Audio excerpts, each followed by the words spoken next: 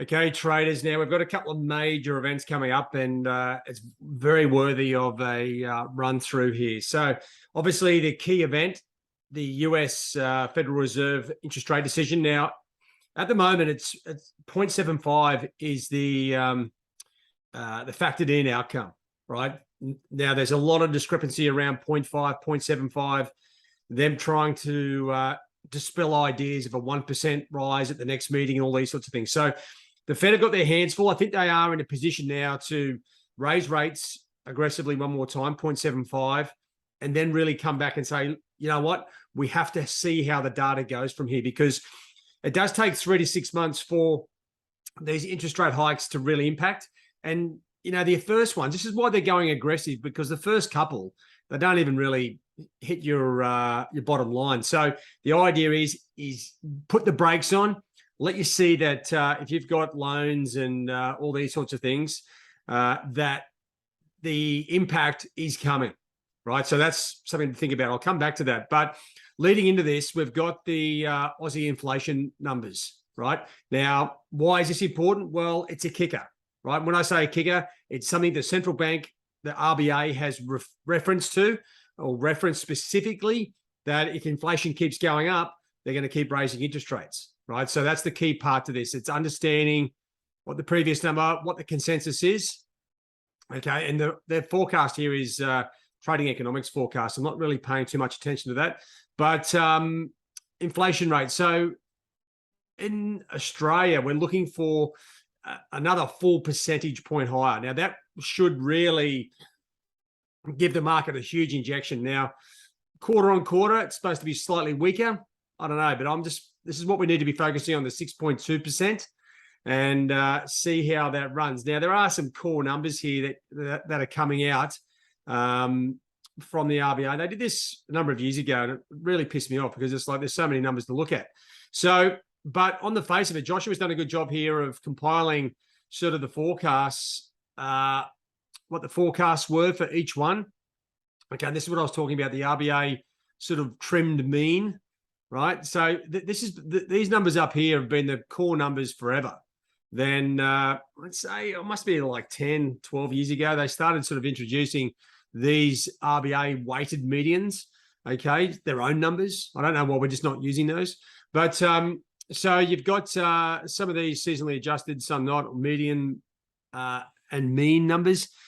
Ideally, you want them all very strong, right? So the year on year is what they're trying to manage. They're not worried about the quarter on quarter stuff. So keep an eye on the year on year. That's where the action is going to be. So you can see 4.3 here for the median and the mean 4.7. But the real core number the market's looking at is 6.2. That's the number that's going to really light the screens up. If it's 6.2 or above, well, I'll tell you what, it's going to be a rock and roll situation where Aussie and the Aussie crosses will shoot to the top side. Now, there's a number of different things you have to think about as this rolls out, right? So just you're going to have these numbers here on your main screen if you've got Metastock. Obviously, they're not doing us many favors with the forecasts, the mongrels. Okay, now let's just have a look, because there's a couple of things here. When you're looking at the daily trade routine, and I've obviously been going through this a lot, compiling the financial markets trading masterclass. So I'm just at the end of that, and there's a couple of key things. Now, one thing is, don't get lazy with your analysis, right? And what I'm talking about, your technical analysis. This is a classic situation where we have a currency that's coming out with a kicker, right? An economic number. This is very important to the overall trade, and it highlights the opportunity as a very, very good one, right? Potentially. But first thing you have to do is really come back and have a look at the at your charts. And I've just got the weekly, monthly, daily. I'm circling the wrong things there. Hourly, daily, etc. So you've got these charts here, right? And you're trying to work out what's going on. So this is the best way, I believe, to do it is just have a look what's been happening, right? So obviously, since March, and I mean it hasn't been long. I mean, the things went down almost 10 cents, or it did go down 10 cents, down to 66. Now we're having a pullback, right? So there's two things to consider here.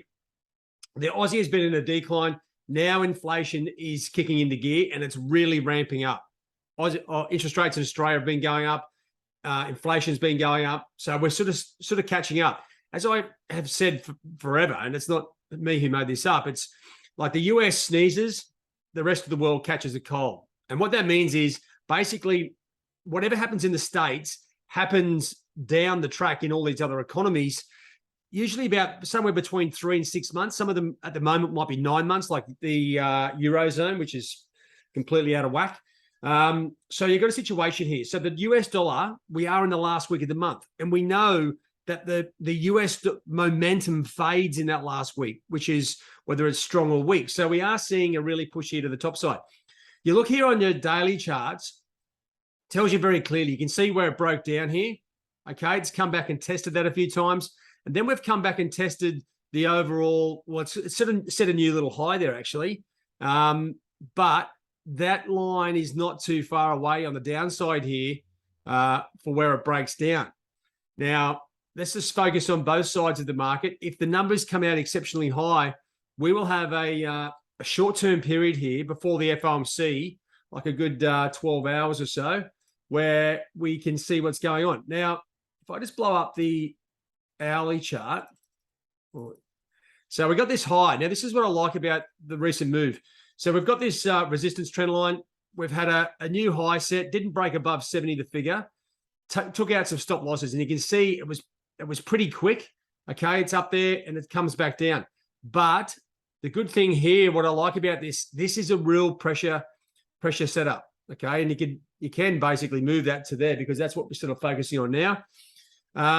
What I'm talking about with the pressure cooker, and this is what I like because it's either there's potential for this thing to go up, right, or down. Now, does it go up medium term? Well, it really depends on the FOMC, right? What happens there? If the Fed go 0.75 and say, we're still got to be aggressive, well, the US dollar is going to rally. And regardless of what happens on the CPI numbers today, Aussie will come off on that, right? So if we get the double whammy, right, what I'm talking about is, say, weaker Aussie inflation numbers, and I don't think we're going to get it, Aussie would come off, and then you get a strong FOMC, and you wake up the next day, Aussie's at 68 cents. Okay, that's the double whammy. Or vice versa, we get strong Aussie inflation numbers, the Fed goes by 0.5 and says, we're going to wait and see. Well, the thing's above 70 cents, 70 and a half.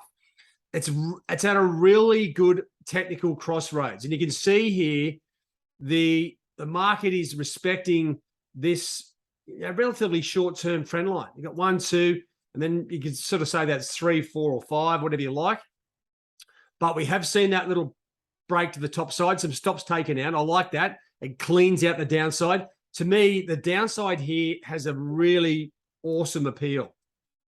But let's be realistic. We're in a situation where inflation's going gangbusters. Inflation doesn't stop, right? Like on a dime, like some things might. It slowly slows down and then stalls and then turns. So I don't think we're going to have the opportunity here. But in saying that, you've got to prepare for it. Because if we do get weak numbers, well, then this thing's going to, it's set up the tank, right? So when it's set up the tank, I'm looking for specific things. I'm looking for weakness in the Aussie numbers, and I'm also looking for strength in the US dollar, right? Strength in that, weakness in that. Technically, it's set up to burst to the downside. Right, without putting all our eggs into one basket, let's just have a look at a bit more of a longer term perspective, because this is where you're going to get some. Well, let's just have a look here at this. You see, it's sort of right here. Okay, it's on the, what is this? The weekly chart. Okay, this is coming back to that crossroads. So, I'll be very confident to say, right, if inflation prints at 6.2 or above for the Aussie, right, and if you look at a bunch of charts here, okay, the 70 cents level is a big target. And what I'm talking about is there's got to be stop losses above here, and a strong number will give it a push on the hourlies and take it through 70 the figure. It flicks over. You'll probably get some longer term stop losses triggered, right? I'm seeing the whole move from 66 cents back to 70 cents as a retracement, right? That's exactly what I think is happening. This is more of an overall retracement. And unless we get weakness in the US dollar, it's not going to break through the major level here. So just looking on the hourlies there, on the dailies, getting everything a bit confused. So what are we looking at there? So 69.75. Okay, that's really going off that low there. So if we even went off where it is right now, 69 sort of and a half, that's why it's sort of getting a bit of traction here, because we sort of had this little mini break. It's come back to that, well, what was support, acted as resistance, now acting as support. This is what I would term a key pivot line. Okay, none of these sort of make-believe horizontal lines, but that people seem to draw everywhere. This is, see, you can see how it's pivoting around this. And right here at the end, it's getting a little bit convoluted. That's because the market doesn't know what to do. There's no clear outcome here at the moment. So does it go up or does it go down? This is where you have to come back in and factor in the data, right? This is, and I was just saying to Joshua there before, if we can get some data, like more data around, say, these numbers, like when these numbers came out previously, okay, what happened to the Aussie dollar 1 hour after the release, 2 hours, etc. Right? So you can see here the previous number, the forecast, okay, and what happens on those sort of numbers. So what you want to do is try and build up some more data around what the overall impact is. So now, obviously, the Aussie and Aussie crosses are all in play. So to me, it's a tricky one, because I usually in these events, right, I would be very, very focused on just one thing happening, okay, and that's weakness in the Aussie or strength in the Aussie and weakness in the other. So, but the two central banks are now competing for space. They're both in an interest rate hiking cycle. I think the Fed is further down the track, which is why I think we might get some sort of, you know, not relaxed, but a little bit more conservative comments out of the Fed. Instead of saying we're going to go hard again and again, like they did in May, right? They said June, July, we're going to go hard again and again. They may come back and just be a bit more passive on that and say, we're going to wait for the data. That brings in the US CPI, the big kicker for the US dollar. So right now, the Aussie dollar has a chance to dominate. And it really does come down to those numbers, whether it goes up or down. At the time when these things are dropped, you don't fall in love with the trade, because as I'm saying here, the key thing to, let me just take off some of these things. The key thing to be looking at is the US numbers, right? So when you are looking at the US numbers, I'm talking about the Fed. Where are these puppies down here? Okay, so you really have to sort of, this is going to be the top event for the month. Every time this comes out, it's the big event, right? So, and it sets the tone for global central banks and global trading instruments. So you've got to give this a much bigger respect than just the kicker here, right? So, but if we get these two things lining up, as in strong here and weak there, well, you get the clean move.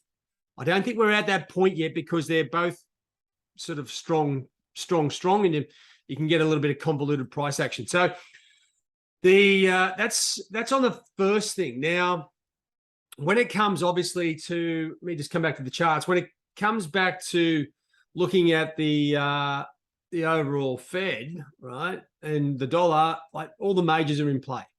Okay, so you've got things you can actually go through here. Obviously, you can see what's going on here with the euro. Now, this Russian gas situation is actually huge, right? It's going to really put the cat amongst the pigeons. You can imagine how impacted the eurozone will be if it continues, because you're talking about livelihoods, employment, everything could be sort of really slowing down there. If they get a harsh winter, right, that's the best case scenario for Russia, but the worst case scenario for the eurozone. Euro is going to remain under pressure. Equity, like growth, will go to be non-existent in the eurozone. So it's very tricky, but I can't see that really being resolved straight away until they come under extreme hardship. That's when the respective parties will come back to the table and start having a chat. But you come back into this, right? So identifying the best instruments to trade, the Aussie will be a very good one, because by the time the FOMC comes out, we would have already had the answer from the kicker. Okay, what I'm talking about there is the Aussie CPI. So you'll have that answer. So we know what to do. So for instance, if the Aussie CPI is weak, okay, and we get a good strong tone out of the Fed, well, the Aussie gets crunched. If the Aussie goes, if the data is strong and the US FOMC is neutral, not neutral, they raise rates, but they go back to sort of a more of a neutral, slightly hawkish stance, well, the Aussie has room to move again, right? So you got all these sort of things. Once you know one answer, the trading situation becomes easier for the next big one, right? Because you already have half the picture. At the moment, we're about to trade an instrument where we're getting one part of it and the next part comes out later. You can see what the conundrum is there. So, but then, okay, so we've got the Aussie. It's going to be in play today right through the US session. But also the euro. The euro has a clear sort of economic geopolitical situation building, and it is looking rather appealing, right? We've had the clean out on the downside through parity, okay, through one, right? We've had a nice pullback here, up here. You know, the ECB have come out, you know, done their dance, and now it's over. Right now, they've got other things to sort of manage. You can see here on the hourlies, I mean, selling back towards this level here would be very appealing. You look at it on the daily charts, 103 sort of 50, a major sort of pivot line where it's had a couple of bottoms. It's broken down through that level. That's going to be acting as resistance. You'd love to be selling there as well. And obviously on the longer term charts, it's gone. So to me, it's a chance to potentially be getting in at better levels. Are we going to see a chance back to 102? Well, I don't know. It depends on the Fed, right? But regardless, even if the Fed just raises by, say, 0.5 or 0.75 and says we're going to wait, I'd be very inclined to be looking to sell here on the next opportunity, because I think the Russian situation is going to envelop Europe, and that is going to put downward pressure on this sucker. So we've got some things here to look at that could be very, very amazing for us. Now, you know, I'm just focusing on the ones that I think have the best technical setup. Now, situation is euro. Yeah, we've got a great. It's sort of, you can see the weakness, but where do you get in? Right. This is the situation here with euro. So, to me, up here is ideal. Straight after the FOMC may be an option. But you know, volatility around the FOMC is a bit hectic. So, you know, this is the problem with a lot of these trades. You can see what's happening and see where things are going. If anything, and you are trading around the FOMC, and say, for instance, you're going with a if the Fed only raises by 0.5, right? Well, then I think there's a chance for it to go up. Euro will go up. That could be our chance to get into this sucker. Okay, but you may want to see how aggressive the price action is. As far as I can tell, 0.75 is factored in. So 0.5 is a weak dollar announcement. And then if they come back and say, we're going to look at the data, well, that's a little bit of changing from hawkish back to sort of neutral. So we might see this level tested. If they come out with 0.75, you've got to think of all the different scenarios here. 0.75, okay, with a neutral sort of tone. Well, that's sort of like business as usual. I think that would give us the answers that we need. We might see a little slight rally there, but I think the dollar would rally from here. And 0.75 plus, you know, plus a hawkish tone, well, it's going to be back down here around 1.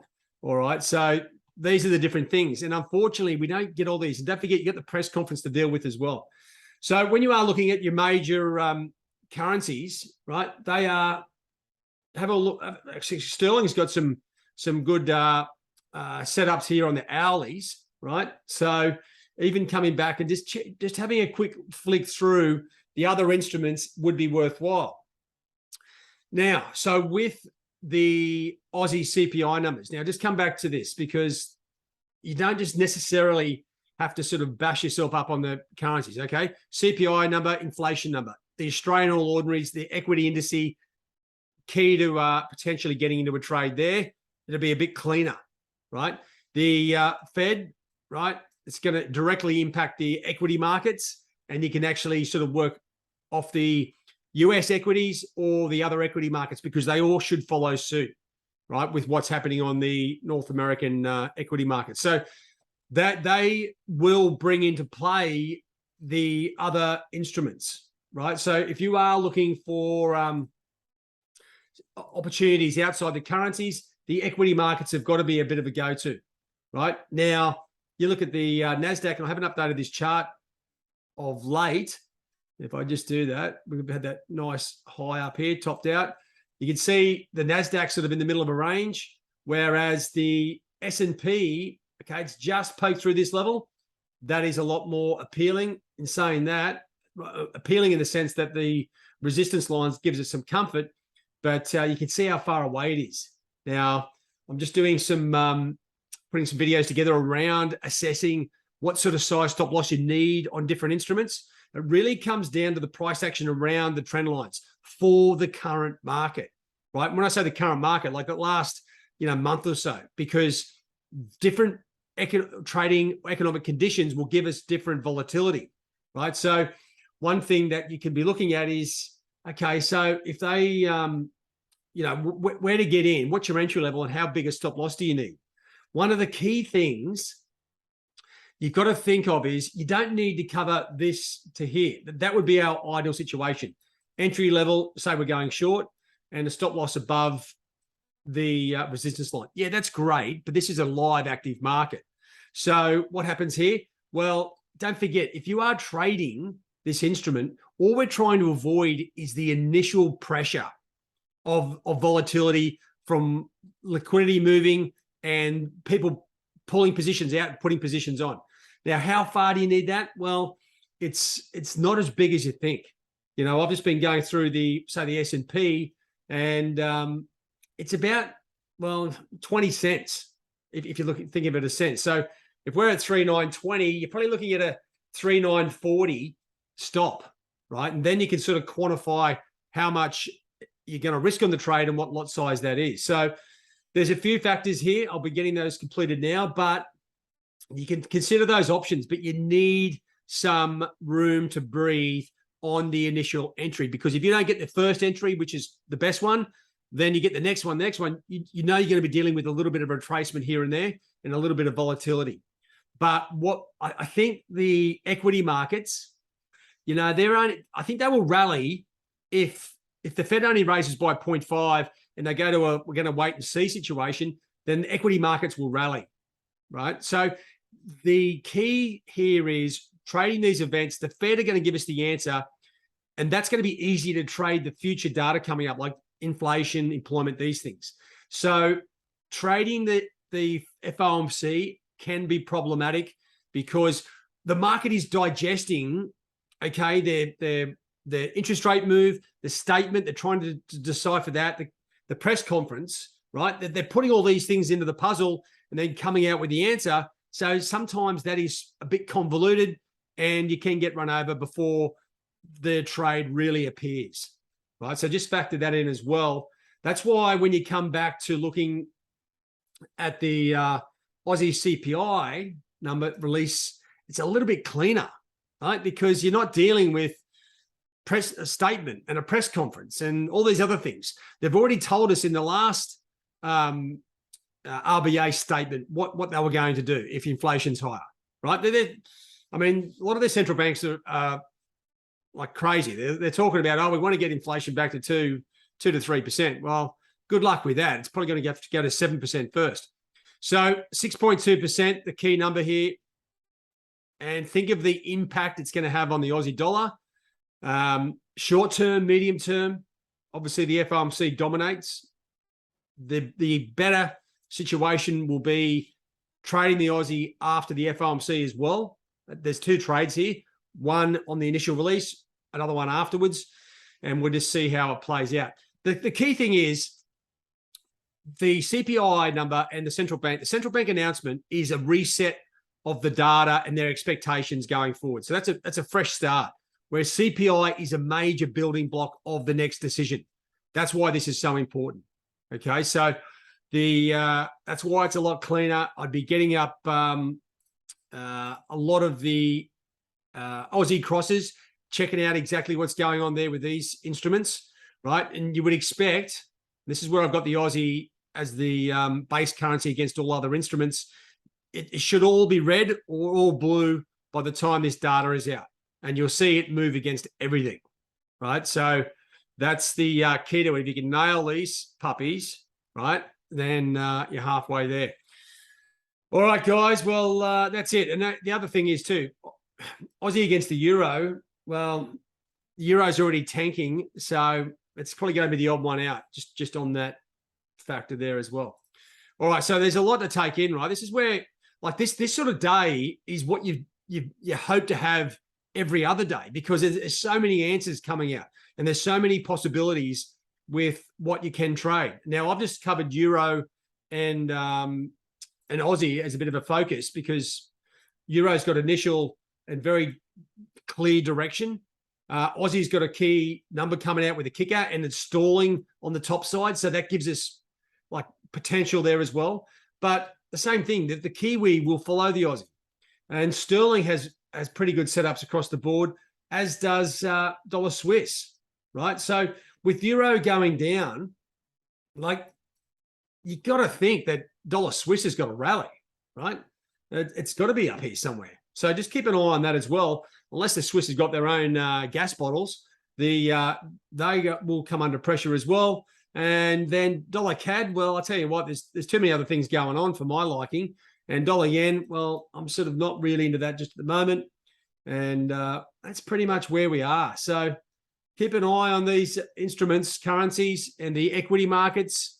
The equity markets must be thinking, right? We've had a decent rally here in a lot of these things. Maybe we get a relief from the Fed, but I don't think the Fed are done, and I still think we go down here, especially with the Russian gas holdback, right? That's going to put huge pressure on European equities. So if they go, you got to think they're going to drag down the US equities as well, but we'll see how that plays out. But you know what? Interest rate decisions, they have a direct impact on equity markets, equity indices, or specific companies if you're just trading stocks, right? So there's plenty to look at with regards to that. And make sure you are. If you do have some favorite stocks, then it's almost time to start checking those out, because you can start to see a bit more of a connection with the overall fundamentals, right? So, when you get the big indices getting crunched, the big companies, they take a hammering as well. So you may have opportunities to get into those. Definitely have your favorites or the big puppies up on your dashboard, so you can see exactly what's going on. There may be some answers here that you can't see otherwise. And check out Twitter. It's like the only puppy that's gone up, which is interesting considering the current debacle that's in. All right, guys. So that's where we're at. It's going to be a very interesting 24 hours, that's for sure. So make sure you understanding what you're doing. Okay, you're blind if you don't have some of these directional factors. Obviously, US equity futures rallying. I would expect the US dollar just to drift a bit lower into this number, but you're seeing the direct thing here. Cryptos having a run to the top side. Get a clear risk on environment right now. And I'll tell you what, that's very key, because if the Aussie CPI comes out strong, it goes with the current momentum, and that's going to give us even a better chance to get into the Aussie yen, or whatever grabs your fancy. All right, guys, hope that helps. Cheerio.